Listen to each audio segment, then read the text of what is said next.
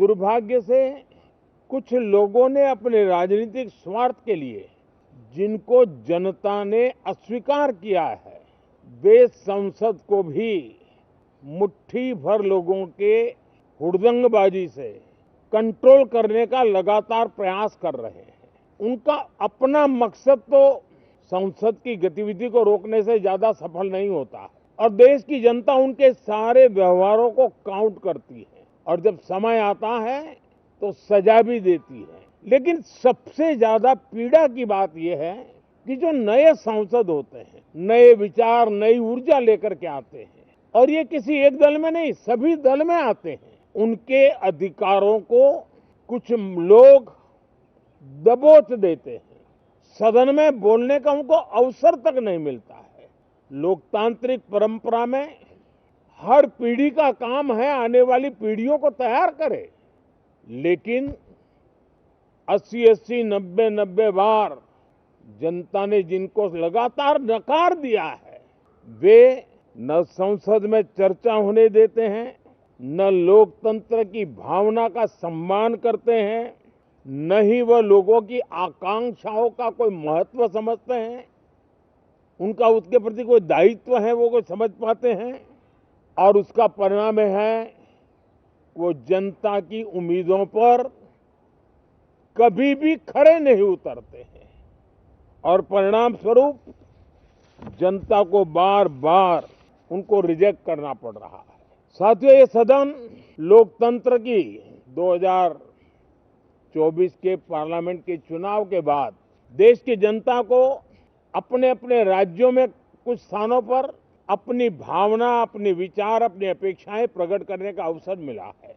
उसमें भी 2024 के लोकसभा के चुनाव के नतीजों को और अधिक ताकत दी गई है राज्यों के द्वारा, और अधिक बल प्रदान किया गया है और अधिक समर्थन का व्याप बढ़ा है। और लोकतंत्र की ये शर्त है कि हम जनता जनार्दन की भावनाओं का आदर करें, उनकी आशा अपेक्षाओं पर खरा उतरने के लिए दिन रात मेहनत करें। मैं बार बार खास करके विपक्ष के साथियों से आग्रह करता रहा हूं और कुछ विपक्ष बहुत जिम्मेदारी से व्यवहार करते भी हैं। उनकी भी इच्छा रहती है कि सदन में सुचारू रूप से काम हो, लेकिन लगातार जिनको जनता ने नकार दिया है वे अपने साथियों की बात को भी दबोच देते थे, उनकी भावनाओं का भी अनादर करते हैं, लोकतंत्र की भावनाओं का अनादर करते हैं। मैं आशा करता हूं कि हमारे नए साथियों को अवसर मिले। सभी दल में नए साथी हैं, उनके पास नए विचार है, भारत को आगे ले जाने के लिए नई नई कल्पनाएं हैं और आज विश्व भारत की तरफ बहुत आशा भरी नजर से देख रहा है। तब हम संसद का समय का उपयोग वैश्विक स्तर पर भी भारत के आज जो सम्मान बढ़ा है, भारत का प्रति जो आकर्षण बढ़ा है, उसको बल प्रदान करने वाला हमारा व्यवहार रहना चाहिए। विश्व के अंदर भारत को ऐसे अवसर बहुत कम मिलते हैं जो आज मिला है और भारत की संसद से वो संदेश भी जाना चाहिए कि भारत के मतदाता, उनका लोकतंत्र के प्रति समर्पण, उनका संविधान के प्रति समर्पण, उनका संसदीय कार्य पद्धति पर विश्वास,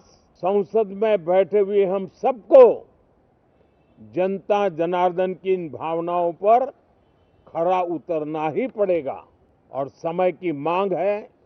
हम अब तक जितना समय गंवा चुके हैं उसका थोड़ा पश्चाताप करें और उसका परिमार्जन करने का उपाय यही है कि हम बहुत ही तंदुरुस्त तरीके से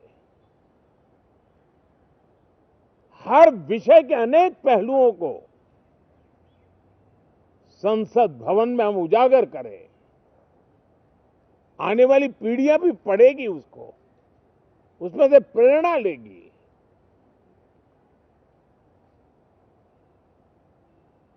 मैं आशा करता हूं कि ये सत्र बहुत ही परिणामकारी हो, संविधान के 75वें वर्ष की शान को बढ़ाने वाला हो, भारत की वैश्विक गरिमा को बल देने वाला हो, नए सांसदों को अवसर देने वाला हो, नए विचारों का स्वागत करने वाला हो।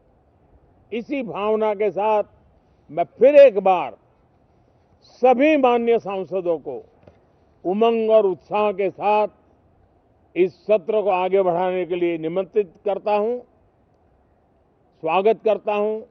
आप सब साथियों का भी बहुत बहुत धन्यवाद।